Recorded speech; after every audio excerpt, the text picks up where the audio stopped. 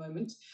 So welcome to this lunchtime talk from the Foundling Museum. I'm Katie Hamilton. I'm in charge of public programming at the museum, and I'm actually in the museum. This is very exciting. The first of these talks for many months where I'm actually tuning in live from central London, from the Foundling Museum. We've been running this monthly talk series for about 10 months at this point, one lunchtime talk a month. And we have had a succession of talks on lots of different aspects of the kind of core story of the Foundling Museum. So sort of sessions on pupils, history of particular pupils, on aspects of the building and the various locations that the Foundling Hospital has occupied in and around London, and on what has happened to some of the Foundlings since they left, what we know about some of them as adults and the careers that they went on into, and up to and including archive projects to capture the voices of our remaining Foundling pupils who studied at Berkhamsted during the Second World War. We're going to turn our attention today to an artwork that's been in the museum collection for some time, but that has been taken away to be restored and has very recently, in the last few weeks, reappeared on the museum wall. And I saw it for the first time last week. It looks very splendid in its place. So if you are able to come and visit us, it will be very lovely to see you, and you can see in person, newly informed by Aaron's talk, the Piping Shepherd boy that is down on the first floor in our display at the moment. And we're delighted that Aaron Thom's able to join us today. Dr. Aaron Thom, who is on the staff at the University of Aberdeen in the Centre for Academic Development, and whose doctoral research had led him into explore, and I'm sure he'll talk about this in more detail, the attribution of the Piping Shepherd boy, which is a painting of which there was something of a question mark. And he's been able to unpick a bit more about the history and the style of this piece, and who the likely artist will be. I'm going to hand over to Aaron in just a moment, but before I do, a few very quick points of reference. We're going to take questions at the end, so Aaron's going to talk until about 1:30, after which he's very happy to answer any questions that you might have. You can use the chat box or the Q&A box at the bottom of your screen. Either is fine. If you want to ask questions, either save them for the end, or if things occur to you as Aaron is talking, do feel free to type away, and I will reappear at 1:30 so that I can read through your questions and manage the Q&A session. The other thing is I'm about to hit record on this talk. We're going to be recording this for archive purposes only, and because this is a Zoom webinar, your cameras and your microphones are already automatically turned off, so you will not be visible in any way in the recording, but this is just to let you know that that is happening. So I will... Recording in progress. Start the recording, and Aaron, over to you. Thank you very much indeed for being with us. Great, thank you very much indeed for the introduction, Katie, and many thanks to you and your colleagues indeed for inviting me along to speak to you in this virtual platform that we have with this work. Something that I first saw in 2013, this painting of the Foundling Shepherd, the Piping Shepherd boy in your museum. As you can see on the screen, there's an image of what it looked like before very recent restoration, the cleaning that it has done. The image on the screen now, I suppose, just shows for you the stark contrast of the excellent work that was undertaken by Tracy Chaplin. I know that the museum received a Woodman Stern grant to have the work fully restored.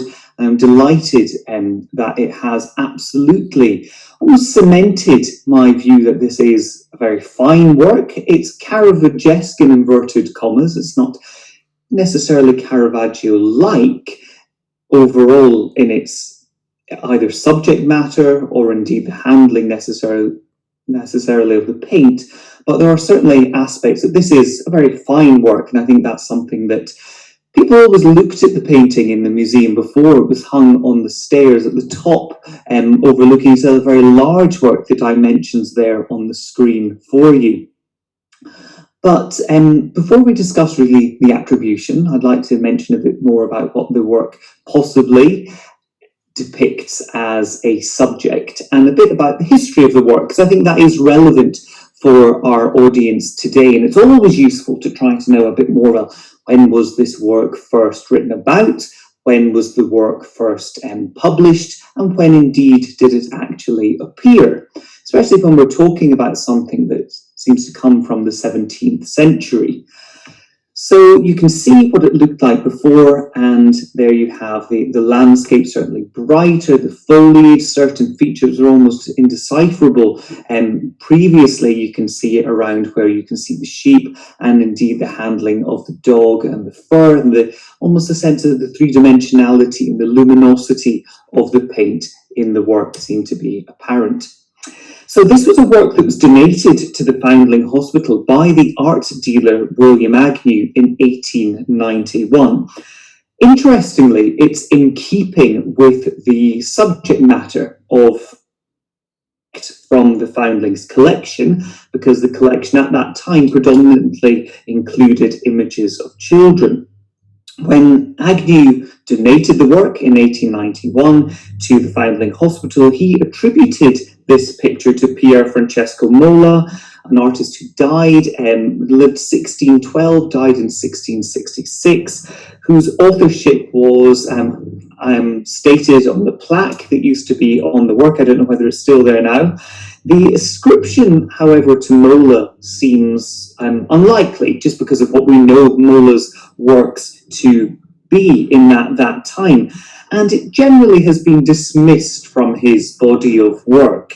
The picture is not recorded in the governor's minutes or in the general committee minutes of the Foundling Hospital in 1891. And that in itself is quite interesting to know, that there is nothing mentioned at the time of Agnew dating the work. There's no real record of the Foundling Hospital having this work, and I researched the minutes in the London Metropolitan Archives, and extremely grateful particularly to Alison Duke, one of the curators at the Foundling Hospital, for alerting me to go and check what is there, other than their knowledge that this was something that was donated to the gallery in the towards the end of the Victorian period.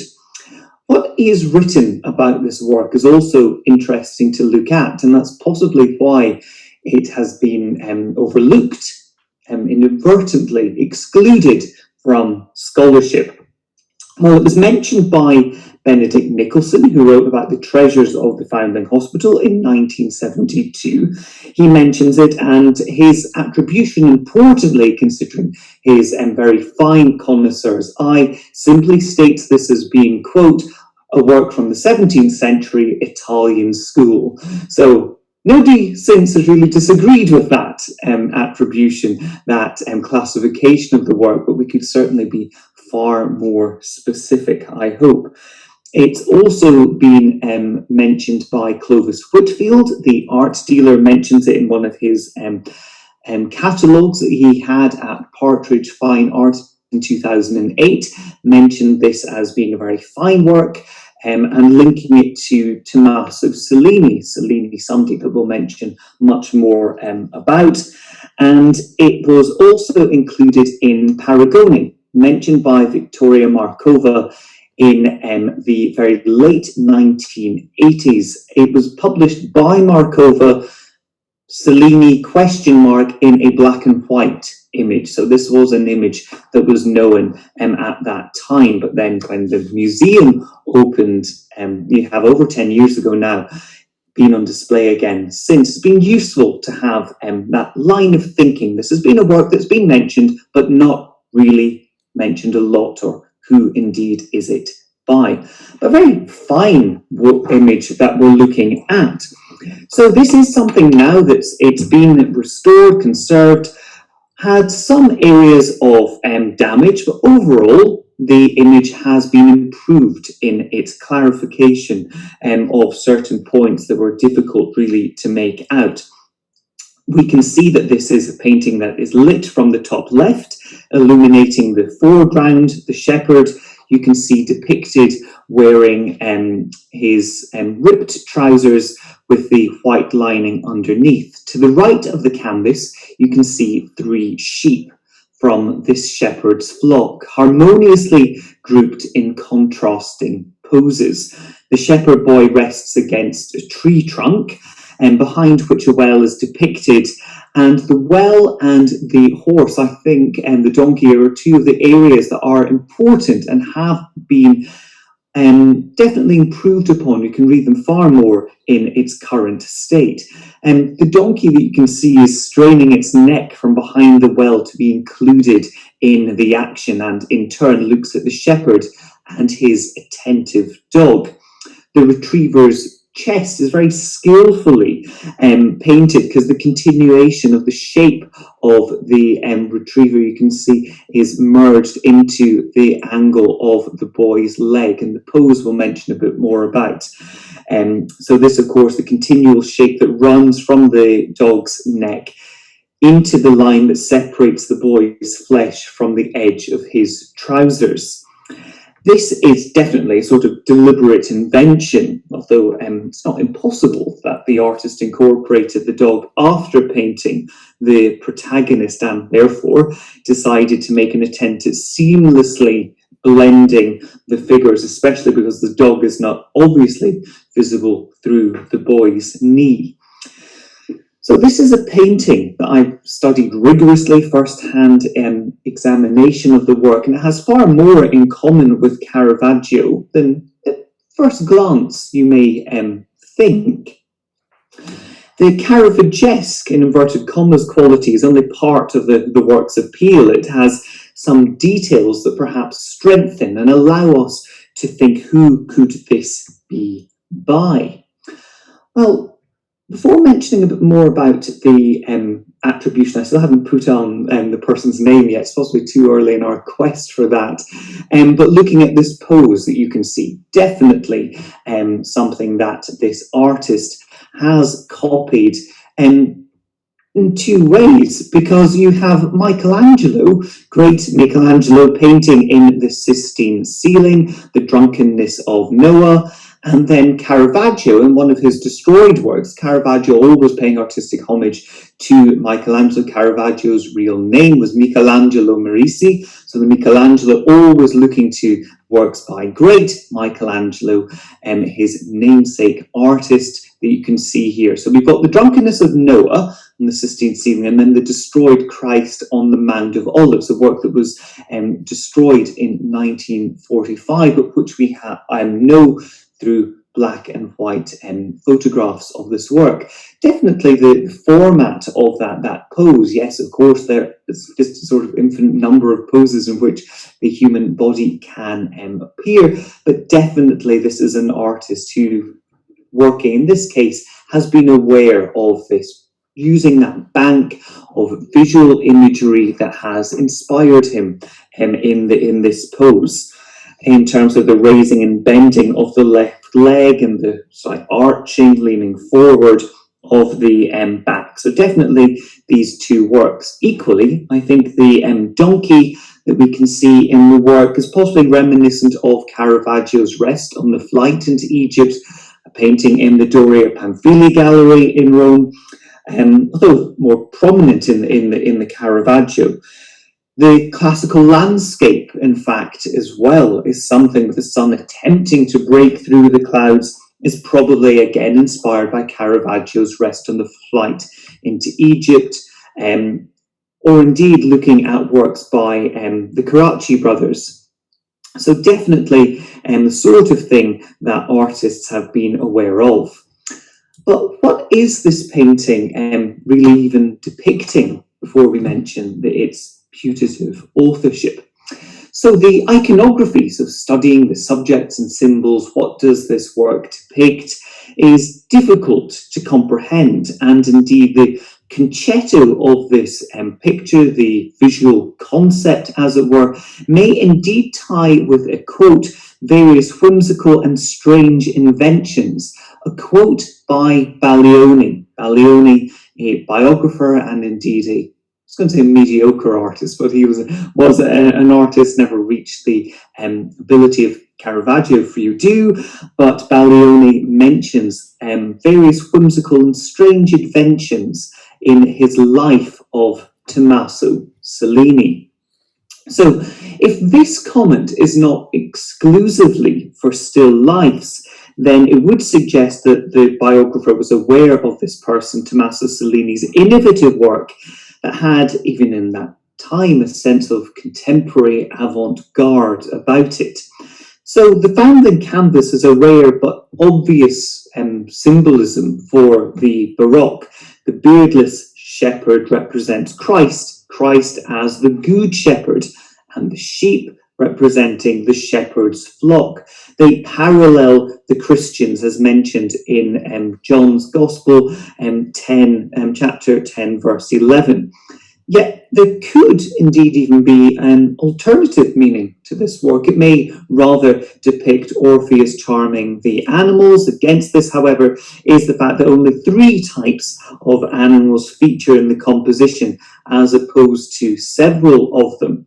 Nonetheless, bearing in mind that Cellini's inventory that was drawn up upon his death mentions mythological scenes, I don't think that really can be ruled out exclusively at this stage. This is a composition that was known. It was in a gallery in France, in Paris, the Canesso Gallery, a work that was for sale. And when I was first shown this, of course, I immediately thought of the Foundling picture that you can see there. A man with 2 dogs, possibly the prodigal son, possibly not, but again, an image. Well, are we looking at two works importantly now that have been both restored, both in very good condition, that even looking at the screen now, you can see the harmonization of the landscape. Not absolutely identical, but you can still see a similar sort of pattern. Importantly, from very good quality reproductions that we've got here, there seems to be more painting and layering actually of the landscape, both in terms of the foliage and of the painting itself that you can see in the Foundling work. So it's painted to slightly more of polish overall. The works are very similar size, so they're not exactly the same size. It's not as if these would, if they're by the same person, have been hung as pendants. But this work that's now in private hands in Switzerland was without, it was in search of an author when it was sold by Gallery Canesso.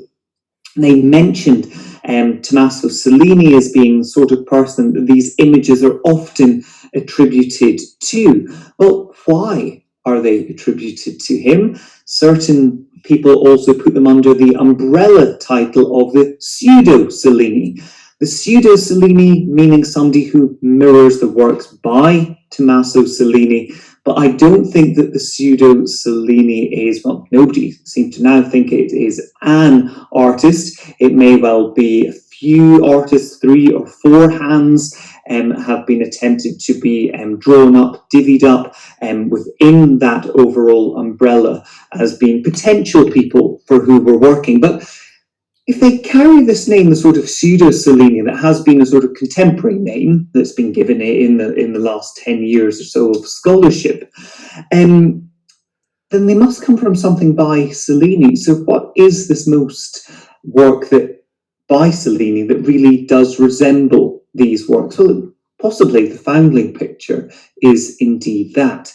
So who is Tommaso Cellini? Well, one of the most infamous and idiosyncratic figures from the Caravaggesque circle, foremost remembered for his bond with Baglioni, as well as being a protagonist in the libel trial that Caravaggio was involved with in 1603. It's paradoxical, I suppose, that scholars have been far from certain about most of the canvases that Cellini painted, despite his career being peppered with personal anecdotes. So we know him, the artist, and as a name, as historians, far more than we can be sure of his works. Baglioni waxes lyrical in his Lives of the Artist in 1642 and credits Cellini as being, I quote, the first person to arrange flowers and leaves in vases with these various whimsical and strange inventions. Now, Baglioni would, I was going to say probably, he would definitely have been biased. He would have been biased because he was aware of his own close friendship with Cellini, and Caravaggio described Cellini as being Baglioni's guardian angel. And several works have ambiguously carried Cellini's name over the years, but he had a long career, but only very few paintings are certainly by him. So the majority of pictures that have been attributed to Cellini, however, seem to contradict one another. Some of them have almost a contrived aesthetic and a picturesque ambience that should probably be dated to after he died, so 1625 onwards. But I do think that this Foundling work is possibly the sort of linchpin work that you really can see as being bridging that style from the sort of late to mid to late 1620s. So the irony is that Cellini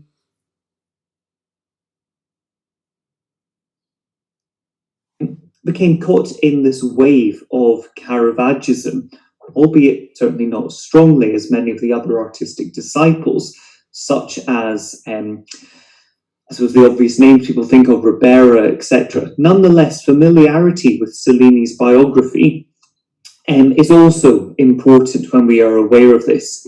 So a monographic approach is what art historians have tried to take when compiling Cellini's biography, trying to find out what he actually did. Baglioni also said that Cellini was, quote, excessively free of speech and largely biting. So perhaps Cellini's tongue lashings directed at his fellow painters seem to have been born largely out of jealousy, as he wasn't as spectacular an artist as several of his compatriots, despite the fact that Cellini was indeed made a Cavaliere del Sperone d'Oro in 1623. So Cellini is this interesting 17th century celebrity who appeals to the modern imagination by way of his reclusive identity, and it's almost this bizarre aversion to Caravaggio and how he painted. So this on the screen we have now as being one of the works that is definitely by Cellini. Well, for the sake of us today, what does it have in common with the Foundling picture that we can use as being one of the few pictures? We see the apotheosis of St. Nicholas of Toledo, the world, flesh and devil at his feet. Well, immediately you can see this allegorical figure of flesh at the side that seems to have something of a pose that is quite similar, and you can see it with the work in situ in San Agostino in Rome. Again, you've got billowing clouds, you have got a sense of figures quite near the front and pushed to the front of the picture plane, and there are some handling, although this isn't an image of that high quality of the resolution, whereby the ruffle of the costume of the female figure of flesh. But certainly there are things to bear in mind, but this isn't from exactly the same time as when the Foundling Shepherd is possibly painted. And I put these in with Baglioni's depictions of sacred and profane love, so you can see an idea of where this, the world, devil and flesh, so you can see the devil figure possibly coming from what Baglioni painted, Baglioni being the biographer and artist who we have mentioned. Hints at flowers, botanical details you can see with the lilies in St. Nicholas's hand.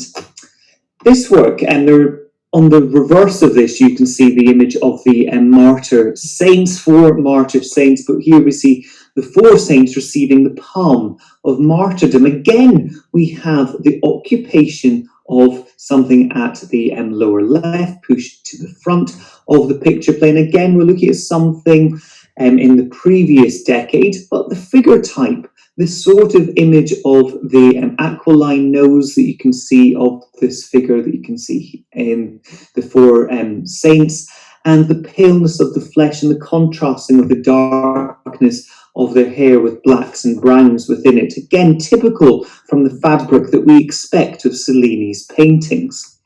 This painting, again, definitely by Cellini, that we have here of St. Francis in ecstasy. You can see him looking up the punctured hands of St. Francis in this work, but this is much more in the mode of Caravaggio. You can see that Cellini, in this case in what is his most Caravaggesque work, with the simple accoutrements in the background that you can see of having the skull. We can also see the punctured hand that you have looking upwards, again, the beams of light, the crucifix behind him, but again the inclusion of the wood, etc., slightly similar features in this work that you can see, although it's not necessarily as dramatic as the St. Francis. These works are known by Cellini, measuring definitely similarities around the same time of the that you can see in the previous work with the Ecstasy of St. Francis, again his image on devotional images of saints, very much thinking about the audience, the Counter-Reformation Catholic Church, the importance of all of these images of saints that people would have. But then Rome also had an important, bustling, thriving art scene and an artistic market, if not just for these images, devotional images for private consumption. This work here, it's essential that we show it, because even if you Google image Tommaso Cellini, this will be one of the works that will come up. Most scholars, I think we can say, accept this as being by Cellini. It's in the Thyssen-Bornemisza collection in Madrid. You can see an image of the sort of everyday boy that an artist in Rome in the 17th century would have seen around the markets. Here he is with these cabbages and his torn wickerwork flask, his Chianti bottle that he has here. And the pose of this definitely comes from Michelangelo. Here you can see the Donne Tondo in the Uffizi, the serpentine-like pose, moving backwards, definite affinities here where you can see the infant Christ, moving the hands backwards, spiraling, a real sense of movement, because this is again something that artists working in the 17th century wanted to do, that illusionistic quality, but equally capturing light, capturing movement, and implying sound. Again, you can see that in this work, but there are slight Bacchic connotations. You've got the sick little Bacchus by Caravaggio, so almost again something to be aware of within this artist's psyche. But of course, trying to strengthen our case of did Cellini look to Michelangelo as well? Well, again, one of those things perhaps in turn through Caravaggio for the pose of the Foundling Shepherd, and again here strengthening that Michelangelesque dimension. Of course, artists at that time would still have looked at Michelangelo. So let's put these two images together, bearing in mind that we're talking about an artist working approximately 10 years apart at this case. Well, what is similar? Are there still idiosyncratic quirks, etc., painterly features that are revealed as being similar? Well, I think that there are certain things that again are quite like that you can see.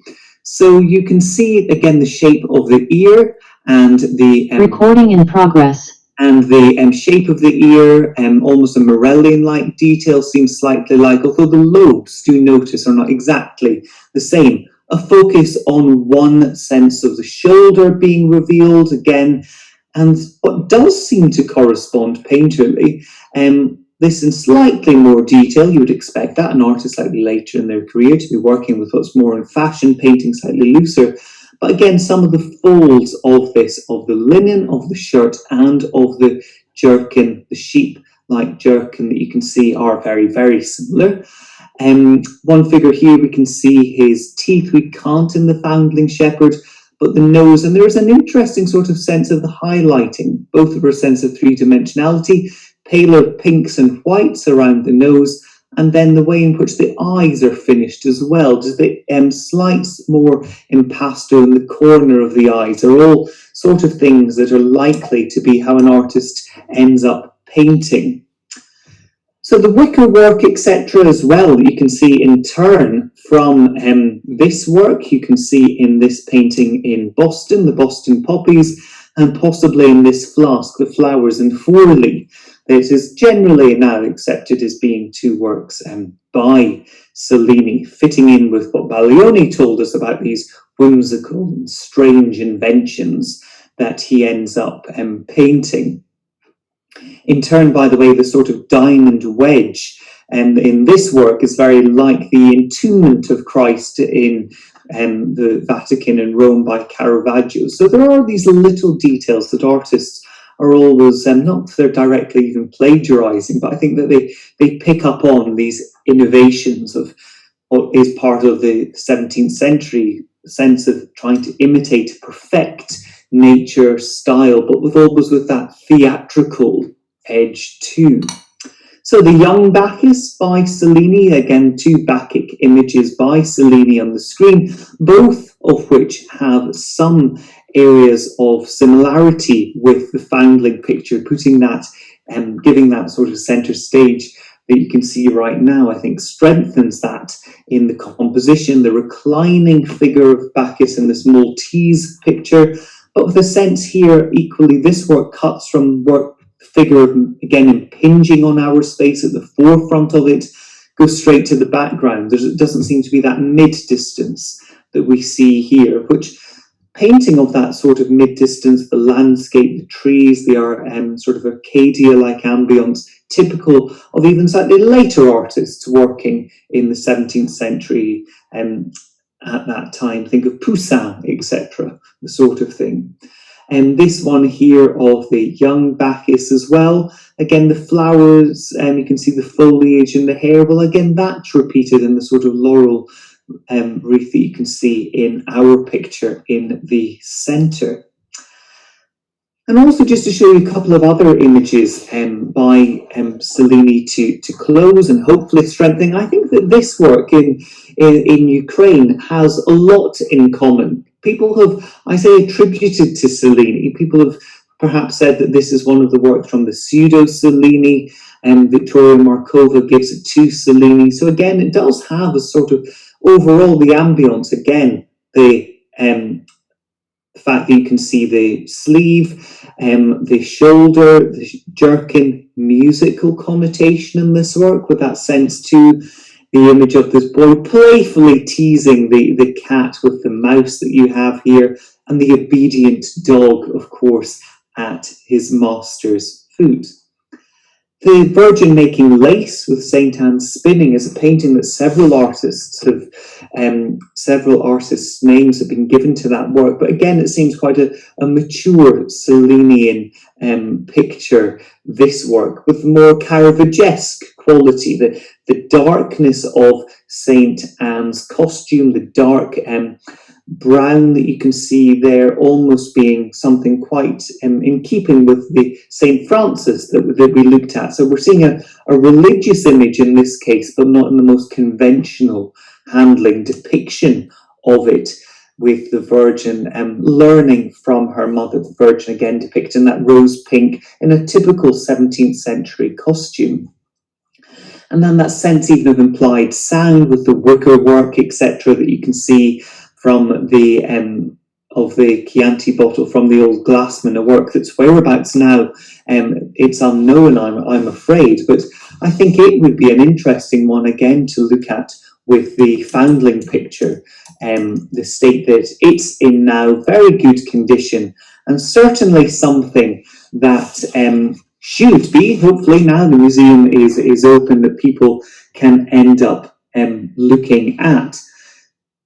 So we've scrutinised a wide range and assortment of pictures attributed to Cellini, so hopefully art historians now are much closer to personalising the identity, A, of an elusive Caravaggeist, trying to define his corpus of paintings, and B, also looking at putting on display a very fine work, probably towards the end of Cellini's career, 1620, 1625, looking at this. So an imprint of the Roman art scene, not necessarily as conventional as one would have perhaps depicted, but shows a work very good quality and by an artist potentially who's far finer than credit has generally been given for in the past.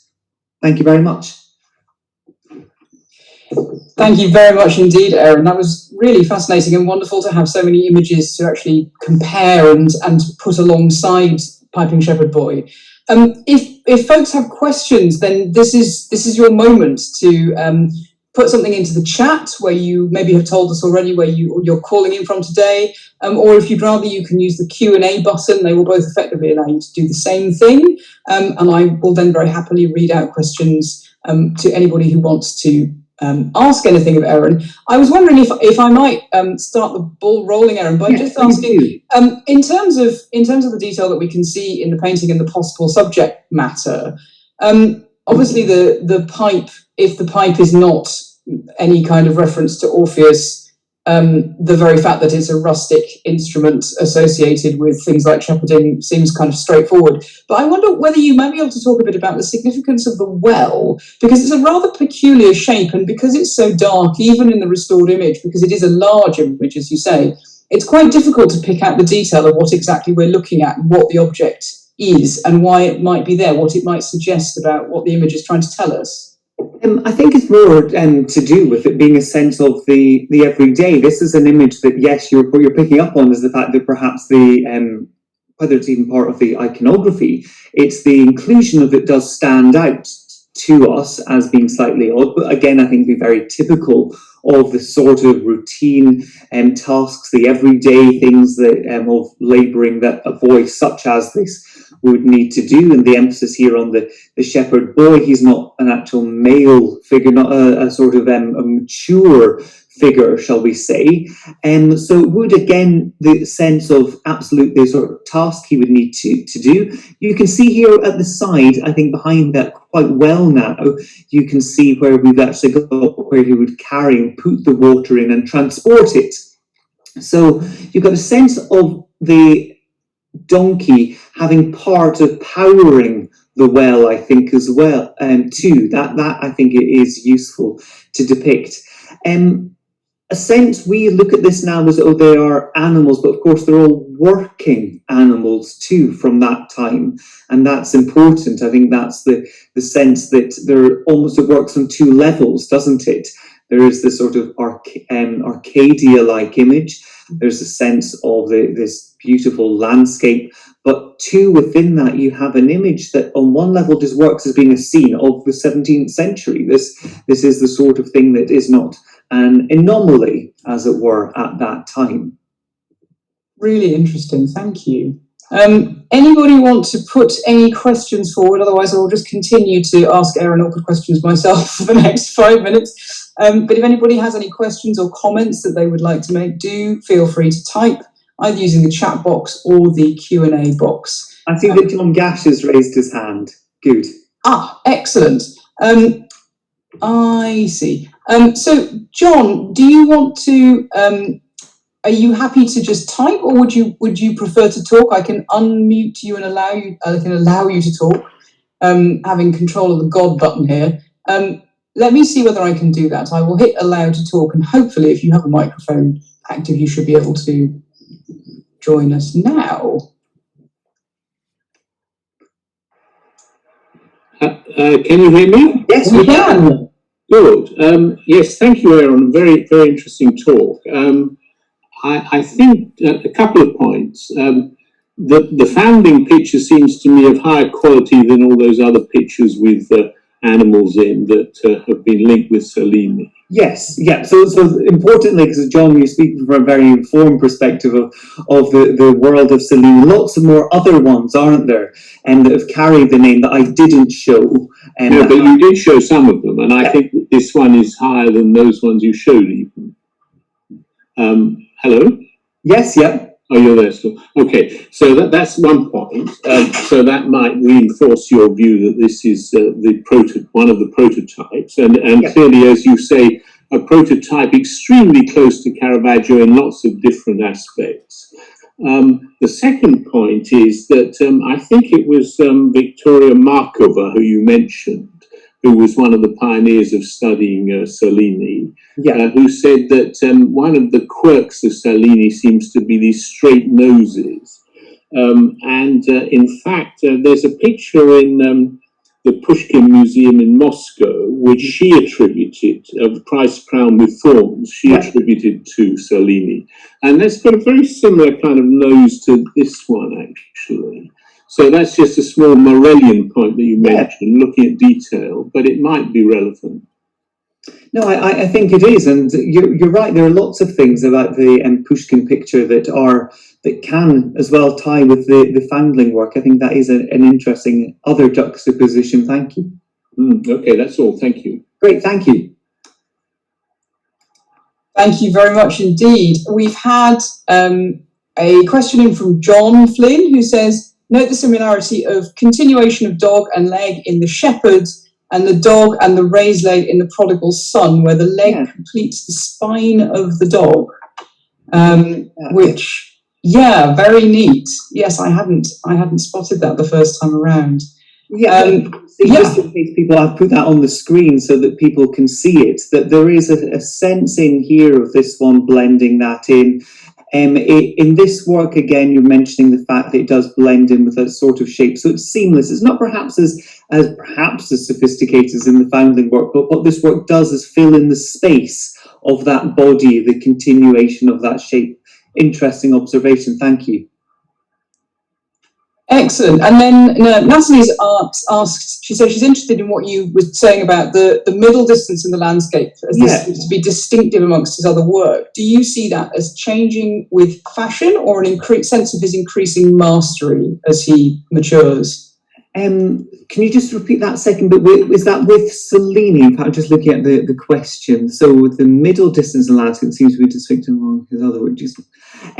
I think it's more to do really with what artists at that time were doing. We are looking at a period now, perhaps moving into the 1615s onwards. At that time, landscape painting has its own sort of place in the hierarchy of painting as well.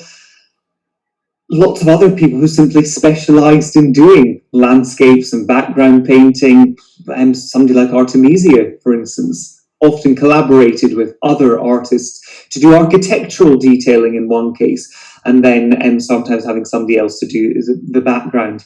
So this wasn't necessarily something they would have been taught in those artists who are members of the Academy of St. Luca, within the Accademia di San Luca. What they would have done would have been much more a sense of painting from the everyday, an emphasis on painting from the model. Caravaggio famously, of course, just bypasses preparatory drawing, paints straight onto the canvas. Something that in some of the works in Cellini, again, we see a sense of that creative process perhaps not going all the way through. But I think it's just, again, typical as being a sort of artist trying to master what they do and not being they are being experimental. I think that's the important thing too. Great, thank you for that question.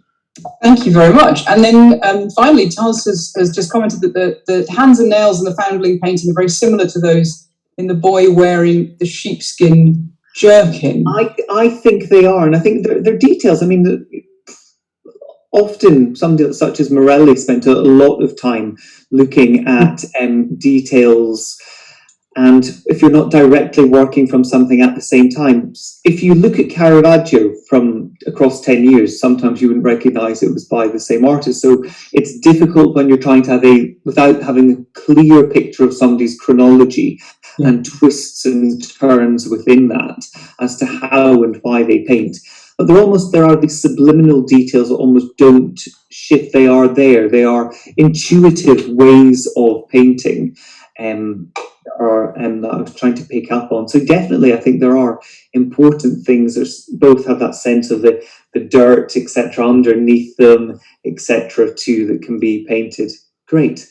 Fabulous, thank you. Well, we are 1 minute to 1:45. Well, that's good timing. We've had excellent timing. We've also had a very lovely message from Joy, which I can only echo to say thank you so much for a wonderful, insightful talk and for placing before and after side by side. It shows how we accept what we see, and that now we can appreciate the colours and details of the sky and background, the skin tones and the red raw weathered knees of the shepherd and the wonderful donkey's head never saw a well before, and it's not too clear on my shiny screen, so I will make a beeline when I am next in after what seems like eons to the museum.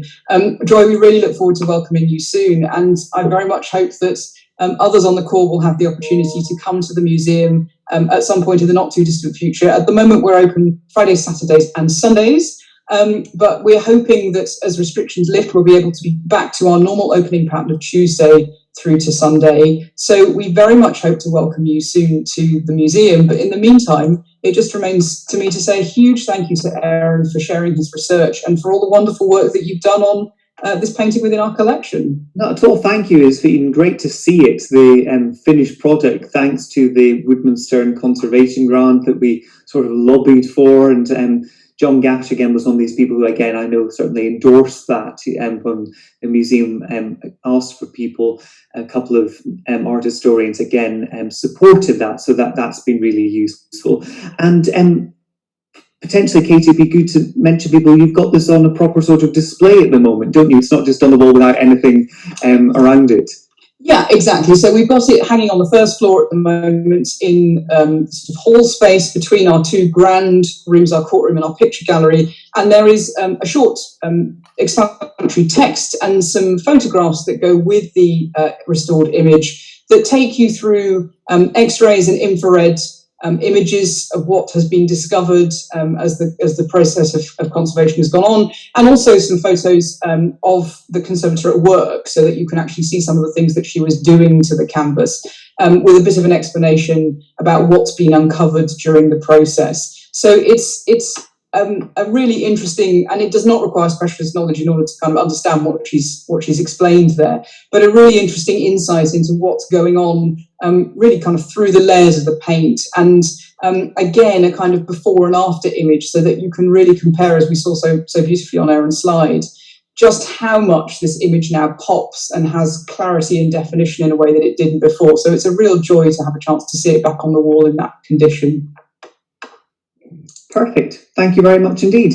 Excellent. Thank you very much, Aaron. Thank you all for joining us, and we look forward to seeing you either online or in the museum again very soon indeed. And have a great rest of your day until then. Thank you. And you take care. Bye-bye. Bye.